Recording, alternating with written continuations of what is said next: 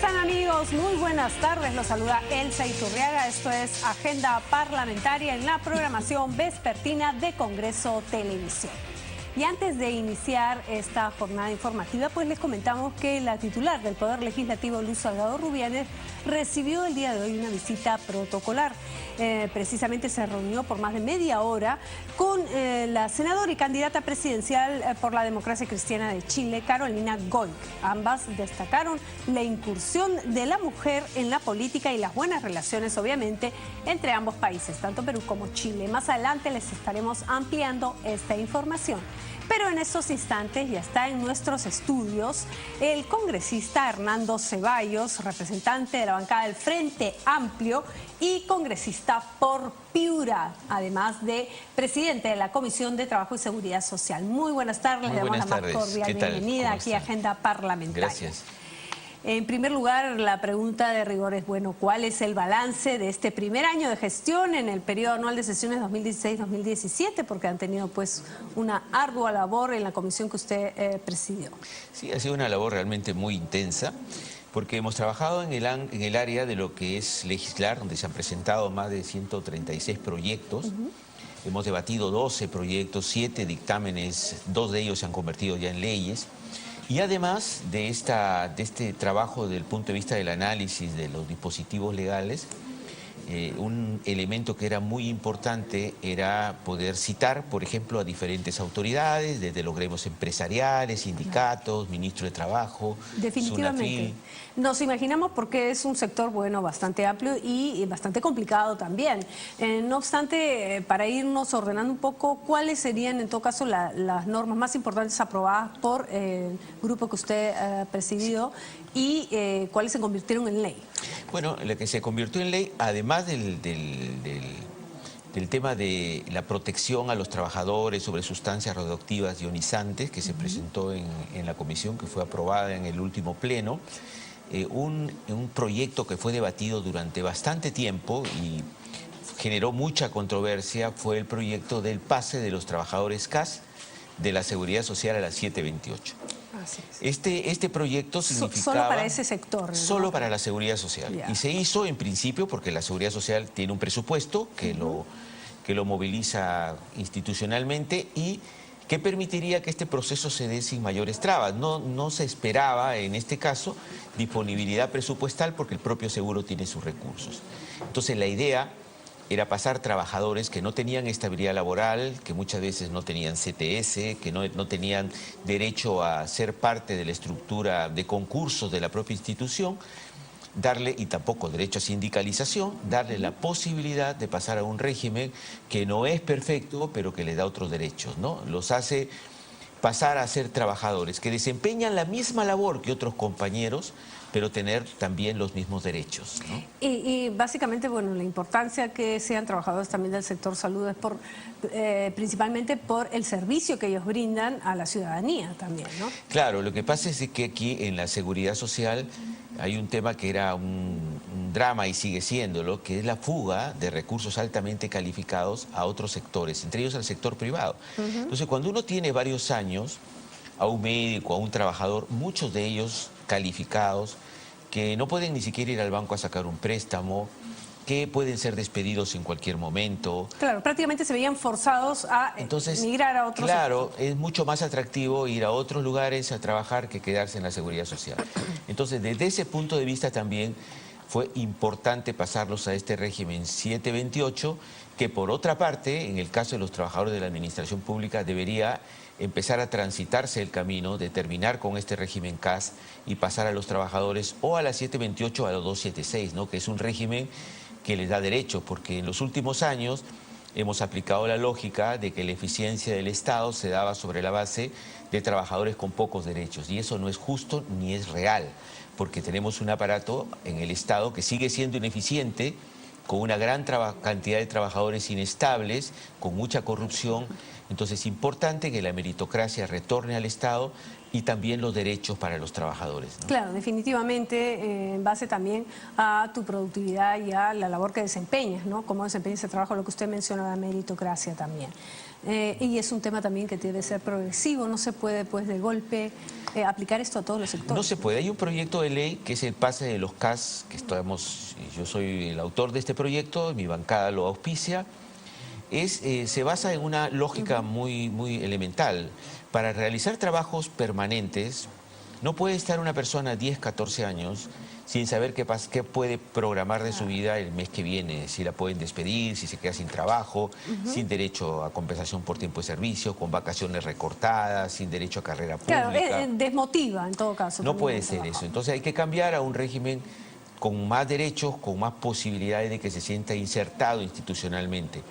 Para esto, obviamente, hay que ver la disponibilidad presupuestal de cada institución, pero necesitamos empezar este proceso. Estos regímenes tipo CAS se crearon con un concepto de ser provisorios, temporales, y se han convertido en regímenes permanentes y en una práctica que lo que hace en realidad es desestimular al trabajador porque realiza la misma función. Pero ya se ha dado en todo caso el primer paso, ¿no? Se ha dado el primer paso en esa luz, sí.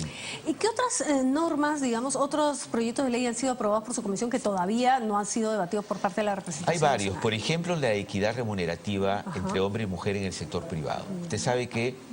Había una diferencia. Sí, ¿no? hay entre un 15 y un 20% de diferencia remunerativa entre las mujeres que trabajan en el sector privado y los hombres. Eso no es correcto porque mucho más ahora, donde una gran cantidad de mujeres tienen una alta calificación y desempeñan un rol igual o mejor en algunos lugares que los hombres, entonces a igual función deben tener igual remuneración. Es lo lógico. Para eso se necesita categorizar en el sector privado que no está. Nadie va a imponerle al sector privado cuántos trabajadores va a tener, pero sí que a una función determinada no existe una discriminación entre lo que le pagan a un hombre y le pagan a una mujer.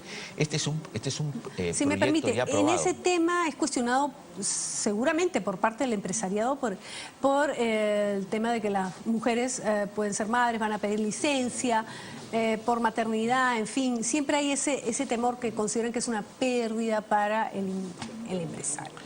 Bueno, pero eso es una barbaridad porque eso es parte del... Estoy diciendo que yo pienso así, estoy diciendo los argumentos que se presentan. Por supuesto, claro. Pero digo que es una cosa que no tiene sentido porque es parte de nuestra organización social, ¿no? Porque claro, sería una discriminación. Por supuesto. Y aparte de eso, que las mujeres también invierten en maestrías, en doctorados, en fin, en capacitarse. Pero además, ¿no? en todo caso, tendrían que pagarle más por a una mujer, tiene que criar a los niños, ir al trabajo, es un doble esfuerzo, y si encima le van a pagar menos, me parece que es una total injusticia, ¿no? Claro. Además, está demostrado los niveles de calificación de la mujer en el trabajo, ¿no? Que no se diferencia la calificación. Claro, no tiene que haber diferencia, hombres. no importa si eres hombre o mujer, pero si haces una función determinada, pues todos tienen derecho a recibir. Además, se está discutiendo hasta la ley sueldo, de ¿no? extender la paternidad también, la licencia por paternidad, que Sí, también claro. es correcto. Bueno, es importante, por supuesto, para el desarrollo de los hijos.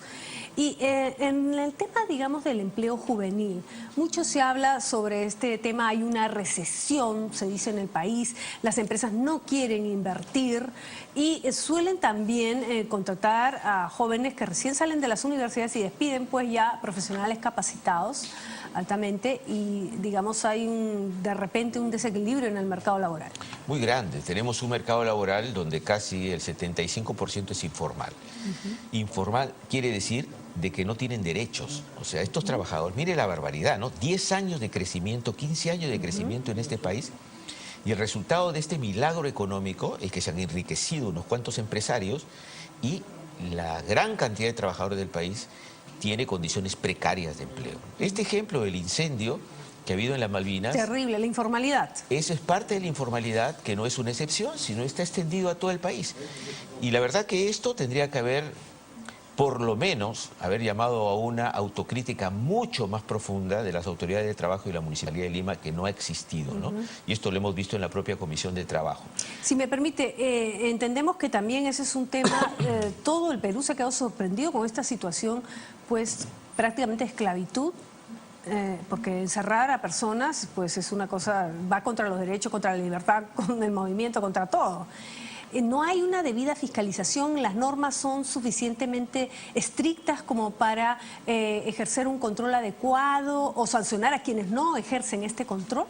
Bueno, ya el hecho de cerrar a una persona es un delito, ¿no? Es un delito Claro. que tiene que ver con el Ministerio Público, ¿no? Por eso estas personas tienen que ser procesadas. Es increíble que Pero se les están haya libres. dejado libres. Claro. Pero el tema no solamente se circunscribe al Ministerio Público.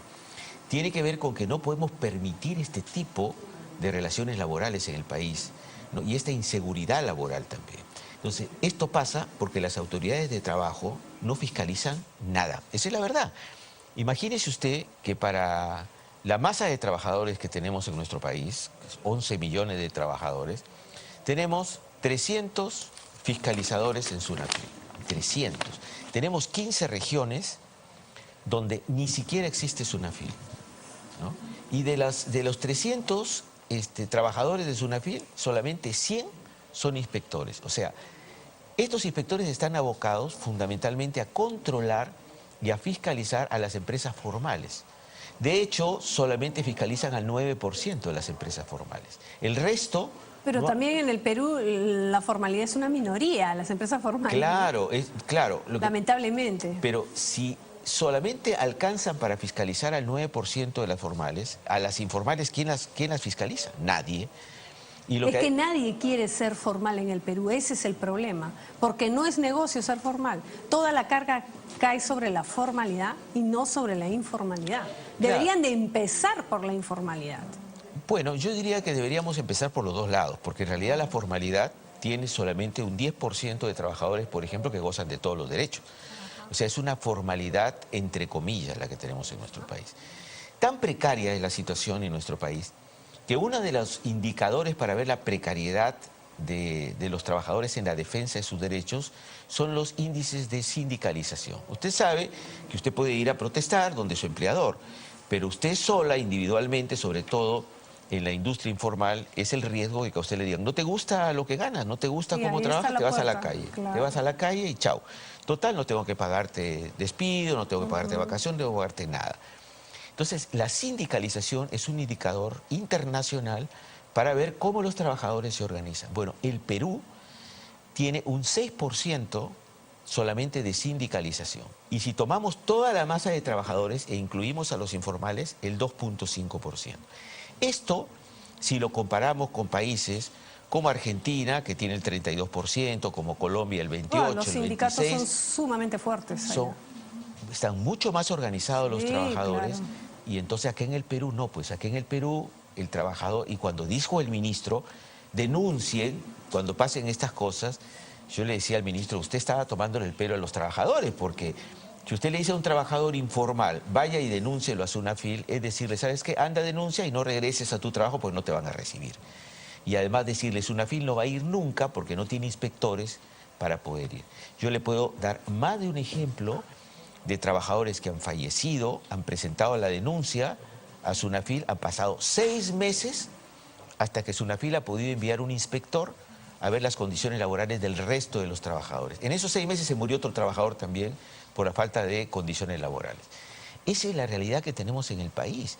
Tenemos la pero es que es un problema, congresista, como usted bien sabe, que es un tema que se viene arrastrando años. Entonces, por supuesto. Digamos, solucionar el problema de golpe es imposible, pero como usted dice, paso a paso se va uno organizando. Y hablando de organización, también se debe apuntar digamos, a ejercer también un cierto control. ¿Quién controla los sindicatos? ¿Quién vela porque realmente defiendan los derechos de los trabajadores? Porque seguramente que lo hacen, pero digamos, hay a veces directivas, organizaciones. Bueno, en el Perú los sindicatos son tan pequeños, la verdad, que no es el problema central cómo los controlamos a los sindicatos, porque si tenemos un 2% de sindicalización, claro, ¿no? Es mínimo. Es mínimo realmente, ¿no? Y en todo caso los sindicatos se autorregulan por el propio control de su socio, que son los trabajadores, que son los que tienen que ver este tema, ¿no? Y claro, desde son luego, los interesados, ¿no? y desde luego, por supuesto, tiene que haber un nivel de fiscalización del Estado en todo esto, ¿no? Pero... Bueno, ahí también tiene parte el Ministerio de Trabajo, ¿no? Que, digamos, valida Claro, hay determinados requisitos para que el Ministerio de Trabajo reconozca o no alguna organización sindical. Pero sí, en nuestro país es innegable que tenemos una situación laboral sumamente precaria. Mire usted, yo vengo de Piura, ¿no?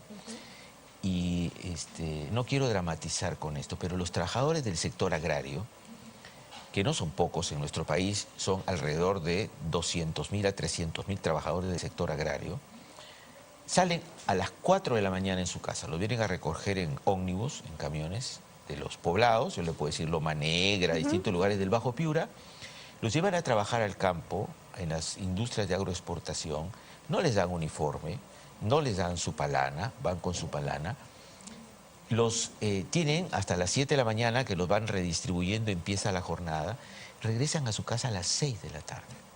Son jornadas de 12, 14 horas de trabajo. Esta gente no gana ni el mínimo, ¿no? No tiene derecho a CTS y ningún tipo de estabilidad laboral. Trabajan 20 años y si el empleador le dice, ¿sabes qué? Hasta acá nomás porque ya te estás envejeciendo y no me sirves, entonces te vas a tu casa. No hay derecho a nada. Ese hombre que salió de su casa, que era un tipo de persona y regresa y es otra persona después de 14 horas de trabajo en el campo, no es una persona, no es una excepción, pero es una forma de esclavitud también. Es una forma de no dignificarse con el trabajo. Entonces, estas son las cosas que tenemos que cambiar poquito a poquito o tenemos que tomar medidas radicales para cambiarlas. Yo soy de la idea que tenemos que tomar medidas radicales. No lo vamos a cambiar en un año, pero demos signos claros, pues. Pero si el ministro, en octubre del año pasado, cuando le dicen cuál es tu presupuesto que necesitas para Sunafil, no pide más presupuesto, entonces obviamente no es poquito a poquito, es decir, estamos bien y todos sabemos que no avanza Sunafil y no se toman medidas serias en este tipo porque hay presión. Hay intereses muy fuertes. En ese sentido, la labor de la comisión, porque no solo, pues, como hemos bien señalado, es legislar, sino también ejercer un control y también fiscalización. Entendemos que ustedes también han citado a las autoridades correspondientes para ver estos temas y han hecho una labor además descentralizada. Sí, hemos hecho reuniones en Arequipa, en Trujillo, en Ica, en Piura, en Talara, en diferentes partes del país. En algunas nos ha acompañado el ministro incluso, ¿no? Y hemos podido comprobar con él la situación, pero lo que esperamos es que no solamente la vea, sino que realmente tome medidas, ¿no? Y esto es un tema que conversamos permanentemente con las autoridades, pero más con los trabajadores, porque una de las cosas que le decimos al ministerio, si bien el ministerio tiene que conversar, igual que la comisión, con los sectores empresariales y los trabajadores, claro, todos los sectores involucrados, buscando niveles de consenso y solución. Exacto. En nuestro país no pesan igual los trabajadores que los empresarios. Aquí en nuestro país la cuerda es mucho más finita por el lado de los trabajadores. Entonces, cuando el empresario tiene un problema de que le baja la producción, lo primero que hace es se saca de encima a sus trabajadores, ¿no? Y esto está pasando en Talara, por ejemplo, ¿no? Que las grandes empresas tercerizan con otras empresas que en realidad son ellas mismas que crean nuevas empresas para subemplear trabajadores y despedirlos cuando ya no los necesitan, ¿no? Entonces, todos estos juegos que se están permitiendo en nuestro país deberían terminar y para eso necesitamos un Ministerio de Trabajo y un gobierno de verdad mucho más comprometido con los trabajadores, ¿no? Sin embargo, congresista, los argumentos que presentan muchas autoridades del Poder Ejecutivo es que hay que promover la inversión para generar mayor empleo y que esto desmotivaría en todo caso a los empresarios a invertir. Claro. Bueno, esa ha sido la lógica de los últimos 20, 25 años en nuestro país, ¿no? Vamos a darles a los empresarios todas las facilidades. Si le damos todos los derechos a los trabajadores, se van a ahuyentar las inversiones, cosa que definitivamente no es cierto. Como era antes, ¿no? Que te dan un periodo, digamos, de 3 meses para, digamos, que entre en planilla o algo así. No, pues con esa lógica lo que hemos construido, un país con crecimiento, pero sin pensar en la gente, ¿no? Porque, ¿qué pasa en el sector privado? Pasa esto, pasa la informalidad, pasa, por ejemplo, empresas que pueden despedir a los trabajadores cuando quieran, están prohibidas las negociaciones colectivas en el sector público. Entonces, no es necesario ahorcar al trabajador y explotarlo para que el empresario progrese. Hay otras formas para que progrese. manejemos una política tributaria adecuada, una política de comercialización, una política de incentivos, que es lo que planteamos en el empleo juvenil. ¿Por qué razón vamos a exonerar a las medianas y grandes empresas de pagar el seguro social? Que dígase de paso, el seguro está ahorcadísimo y encima el Estado ni le va a pagar ese 9%. Y se va a dar en estas empresas porque las empresas pequeñas y medianas, y microempresas ya tienen el SIS, ¿no? Un seguro semicontributivo, o sea que no se van a ir a contratar más trabajadores solo porque les pagan el 9% porque no lo necesitan. Entonces, ¿cuál es lo que le ofrece a los jóvenes? Les ofrece, mira, yo como le voy a pagar el 9% a tu empleador, le voy a pagar hasta 3 años a tu empleador. El empleador te puede despedir antes si quiere, pero si te despide antes, pierde este 9% que yo le voy a dar hasta los 3 años. Y a los 3 años, ¿qué va a pasar el empleador? En la lógica que tome trabajadores solo por el 9%, que eso no va a ser así, porque nadie emplea a un trabajador por solo que le quiten el 9%, sino porque realmente lo necesite. Pero si fuera así, a los 3 años, entonces el empleador despide a este trabajador y contrata a otro, pues, porque solamente el Estado le va a cubrir hasta 3 años esta exoneración del 9% de la seguridad social. Entonces vuelvo a contratar a un trabajador para que me siga exonerando el 9%. Mientras tanto, yo no estoy obligado a 2 cosas. A incrementar mi planilla, porque la puede mantener y goza de este beneficio el empresario, y además tampoco tengo obligación de capacitar a mi trabajador. Entonces, a los 3 años hago el recambio, contrato a un trabajador nuevo y sigo usufructuando este 9%. O sea, ¿esa es la perspectiva laboral que queremos construir en el país? A mí me parece que no. A mí me parece que tenemos que, sobre la base de capacitar a nuestros jóvenes, dar todas las facilidades a las empresas, incluso muchas de las empresas negocian con el Estado tendría que exigirle a muchas de las empresas su formalización para poder negociar con el Estado y sobre todo avanzar en lo que es la formalización laboral dentro de sus empresas, o por ejemplo darle facilidades en la comercialización con los tratados de libre comercio donde han invadido los productos chinos y los empresarios locales se han visto muy ajustados. Si diéramos facilidades para comercialización, facilidades tributarias, facilidades crediticias a la micro y pequeña empresa, le daríamos sí posibilidades de poder desarrollarse y contratar más personal y formalizarlo, porque uno puede decir, yo te doy créditos fáciles. Pues, digamos, usted dice que el problema está en que no se promueven beneficios para las microempresas y tampoco hay suficientes inspectores laborales para controlar digamos, esta informalidad. Y se han establecido también normas con relación al tema de las multas para la informalidad, como el caso de los dueños de este local, donde lamentablemente fallecieron estas personas. Pero si ahora se han rebajado las multas. Y no solamente se han rebajado las multas, sino se han sacado dispositivos para que SUNAFIL solo pueda fiscalizar una vez por año por materia. Quiere decir, en los casos de inseguridad laboral, SUNAFIL solo puede ir una sola vez, porque se entiende que SUNAFIL tiene que hacer inspecciones preventivas.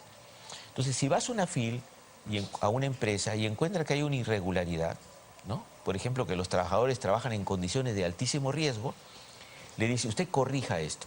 Además deberían hacer visitas inopinadas, ¿no? Porque si no todo el mundo se prepara. Sí, pero solo puede hacerla una vez al año. Antes podía hacerla más veces. Pero como los empresarios se quejaron de que les ponían muchas multas porque como iban varias veces encontraban irregularidades, entonces ahora una sola vez al año. Y esto en el caso de la informalidad es fatal pues para los trabajadores, ¿no?